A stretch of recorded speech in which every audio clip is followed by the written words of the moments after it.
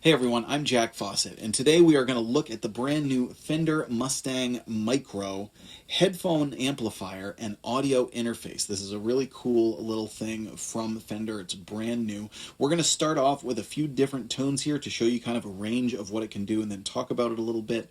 Please remember to like, share, and subscribe, and I hope you enjoy.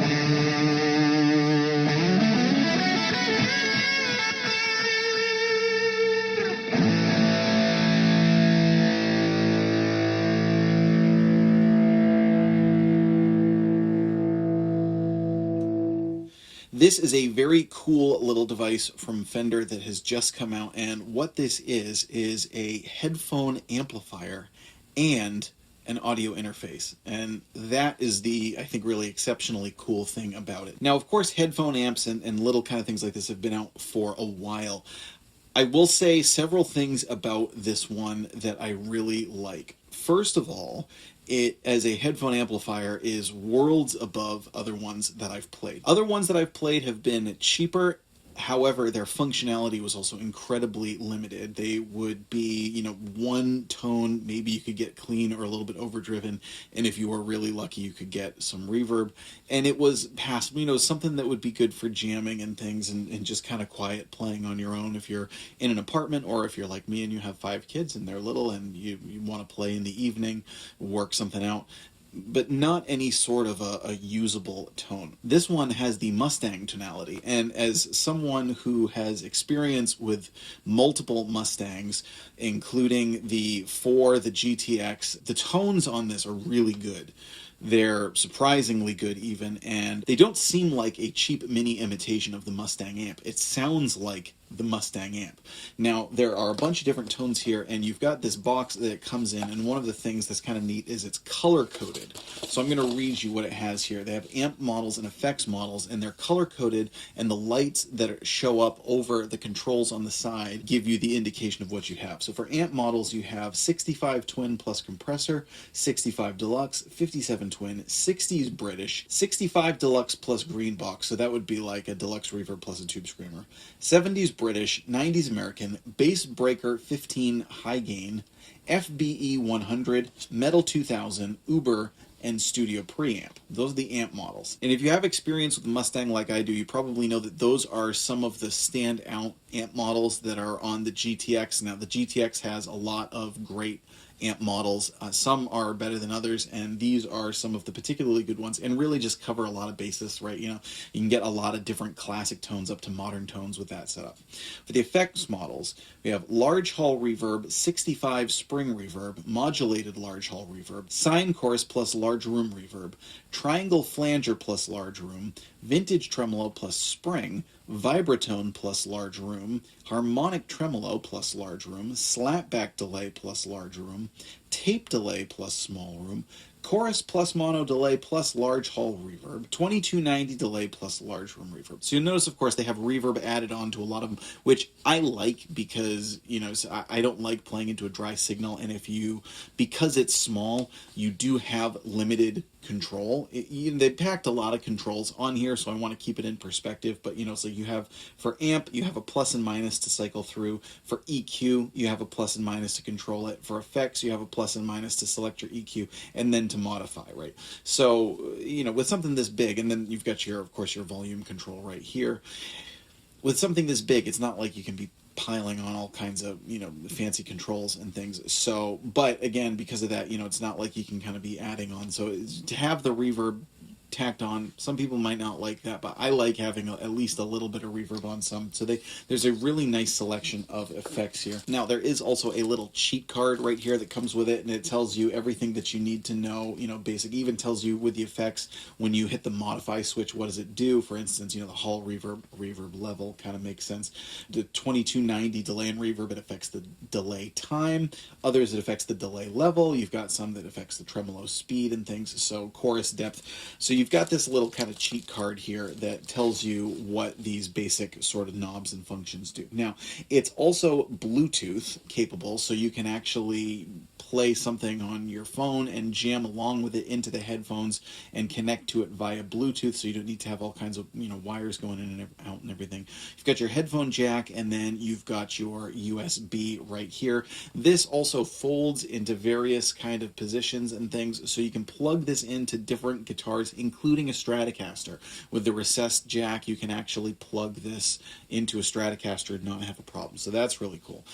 Again, I think one of the biggest selling features for this, the two big selling features for this, for me, would be this. The audio interface is a big deal, because if you're traveling, this gives you something very, very convenient that you can also use for its, you know, kind of what it's billed as, which is being the headphone amp. You've got it for travel purposes. If you've got, you know, DAW on a laptop, you can now record into your computer without needing to lug around interfaces and all kinds of extra stuff and things.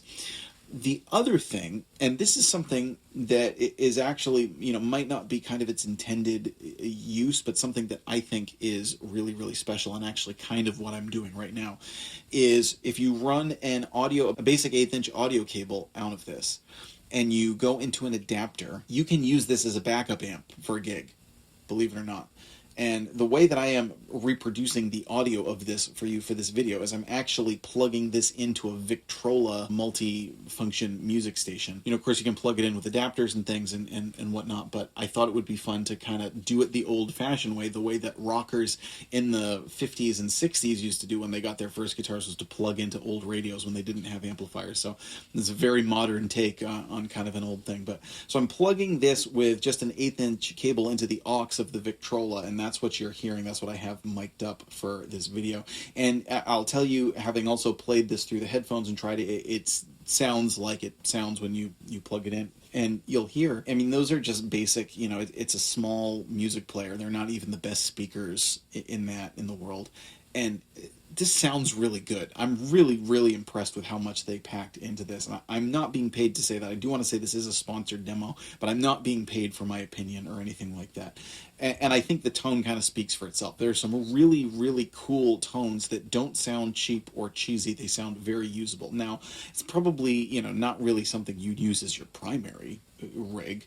But again, I like having things to back me up on a gig. I've had the situation where I blew a tube in an amplifier and had to plug directly into a digital board because I didn't have anything to back me up. And it's a miserable experience because all of a sudden you have to play however long is left in your show and your tone is just garbage. Anyway, long story short, it really pays to have backups for your gig. That was one time I didn't happen to have a backup with me. Most of the time I have a backup with me. It's really convenient to have something small like this to be able to back you up. And then again, of course, getting back to its primary functionality of being a headphone amplifier, in that same kind of vein, it's more fun to play when you have inspiring tone. You get more out of it. You can work out ideas more. You can, even just practicing and trying to get better. I just find I always play better and feel better when I have inspiring tones to work with. So even if you're just using this for practice purposes, I can't tell you how much I wish there were things like this out when I was starting to play guitar, because, I used to have one of those cheap little battery powered amps. And, it's like, yeah, they were fun and they were cute in their own way, but when push comes to shove,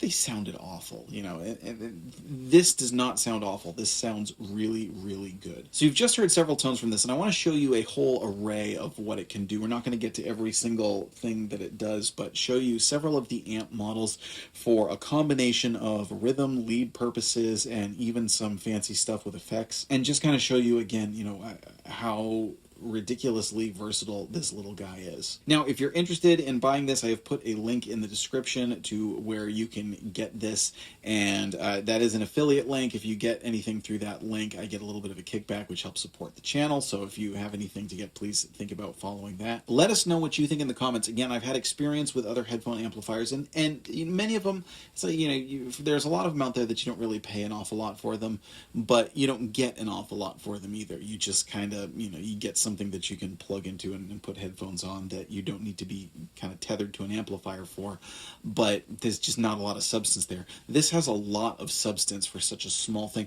And I will say, even though the controls are limited, they're pretty intuitive. They're pretty straightforward. It's not like one of the old watches where you need to do 50,000 different button combinations just to say whether or not it's AM or PM. This is, it's simple, but it's intuitive and it works well, and the amp models sound good. And the fact that it also works as an interface, and the fact that you could plug it in like that for a backup rig, I just think it's super versatile, and it's a really cool little thing. So let us know what you think in the comments. Stick around for some more tones. I'm Jack Fossett. Please remember to like, share, and subscribe, and I hope you enjoy the rest of the video.